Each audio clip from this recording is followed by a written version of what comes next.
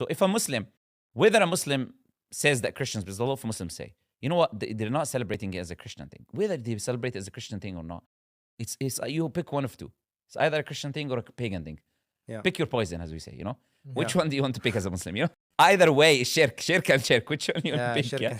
You basically, you cannot try to escape this idea by pretending, because a lot of Muslims try to do, they don't actually believe it's just a holiday. No. The origin of it is either pagan, or that they do have beliefs that this is a Christian thing.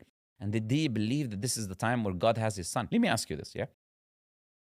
If I, or someone sitting here, someone disbelieving, but we're not going to say people sitting here, one of disbelievers sitting here, and he curses Allah.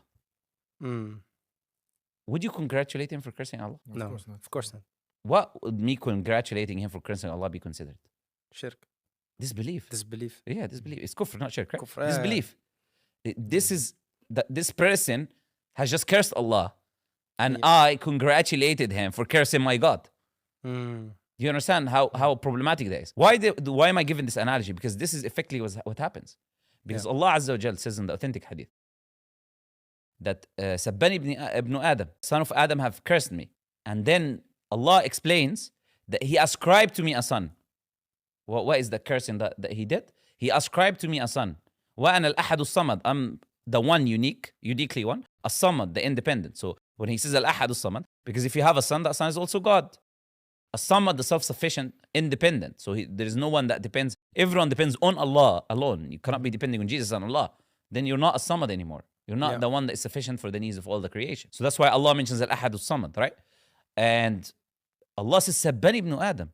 So Allah is telling you to ascribe a son to Allah is cursing Allah, because initially you are demeaning the status of Allah rather than saying that he's one, absolute, self-sufficient. You've ascribed a partner to Allah. And then a Muslim goes and he congratulates the person for cursing Allah. Because effectively that's what the holiday is about. It is the celebration of the birth of the Son of God. And you have a Muslim who congratulates another person. Muslims need to understand this is like effectively what you're doing. Whether you understand or you don't understand, is effectively what you're doing. Or you're celebrating the association and the people who worship other than Allah and give sacrifices for other than Allah, so they can have good agriculture and good rizq and this. Either way, this is a problem of what you're doing. Yeah. And the fact that there are Christians or many Christians that believe that this is the date that the Son of God was born, this is enough for it to be, even if the truth is it isn't, they still believe it. So you congratulating them for it, you're congratulating them for that belief.